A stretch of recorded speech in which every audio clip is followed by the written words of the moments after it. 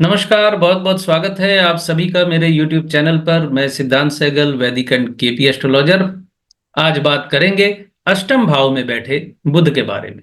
अष्टम भाव में बुध एक ऐसा स्थान है जो किसी व्यक्ति की बौद्धिक गतिविधियों और मनोवैज्ञानिक संरचना पर महत्वपूर्ण प्रभाव डालता है। ज्योतिष में आठवां घर गहरे परिवर्तन, छिपी इच्छाओं और साझा संसाधनों का प्रतिनिधित्व करता है।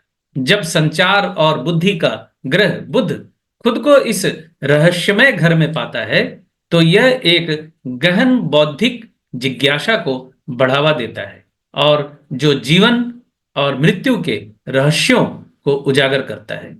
इस स्थिति वाले व्यक्ति में असाधारण विश्लेषणात्मक क्षमताएं यानी एनालिसिस करने की क्षमताएं और गुप्त विद्या, मनोविज्ञान और सभी छिपे हुए ज्ञान के प्रति एक सहज आकर्षण होता है। आठवें घर में बुध वाले लोगों में अक्सर तीव्र अंतर्ज्ञान और अनुसंधान तथा जांच के प्रति स्वाभाविक झुकाव होता है। उनकी बौद्धिक गतिविधियां अक्सर छिपी हुई सच्चाइयों को उजागर करने और अपरंपरागत विषयों को पता लगाने की इच्छा से प्रेरित होती हैं। ये प्लेसमेंट व्यक्तियों को मानसिक चपलता प्रदान करता है, जो उन्हें जटिल अवधारणाओं को तेजी से समझने में सक्षम बनाता है। साथ ही अपने विचारों को सटीकता और गहराई के साथ समाज के सामने रखने की क्षमता प्रदान करता है या विश्लेषण करने की क्षमता प्रदान करता है।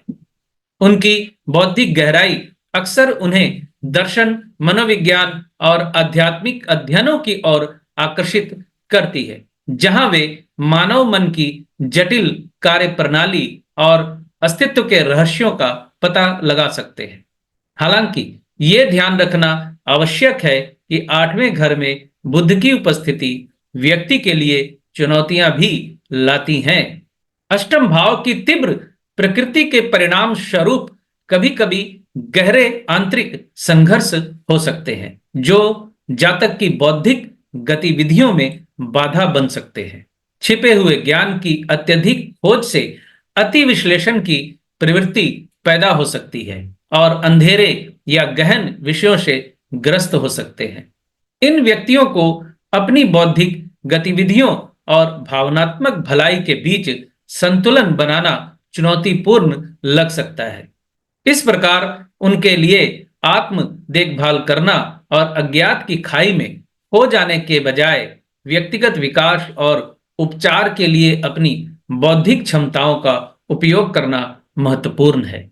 आठवें घर में बुध वाले लोगों में बौद्धिक कौशल और गहन ज्ञान की प्यास का एक अनूठा संयोजन होता है। उनकी जिज्ञासा उनके विश्लेषणात्मक कौशल के साथ मिलकर जातकों को जटिल विषयों को आसानी से समझने में सक्षम बनाती है।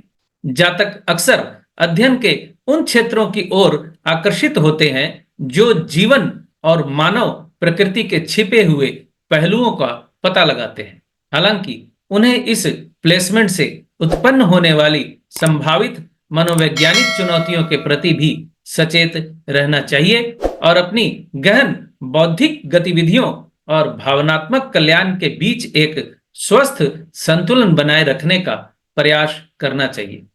अष्टम भाव में बुध अगर जल राशि में केतु के साथ हो तो जातक को हकलाने की समस्या भी हो सकती है।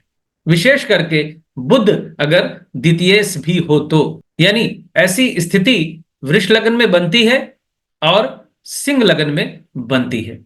यानी अष्टम में बैठे हुए बुध को समझने के लिए आपको लग्न दर लग्न भी अध्ययन करना और समझना होगा। तो इजाजत दीजिए। बहुत बहुत धन्यवाद आप सभी का जुड़े रहने के लिए। खुश रहिए, स्वस्थ रहिए।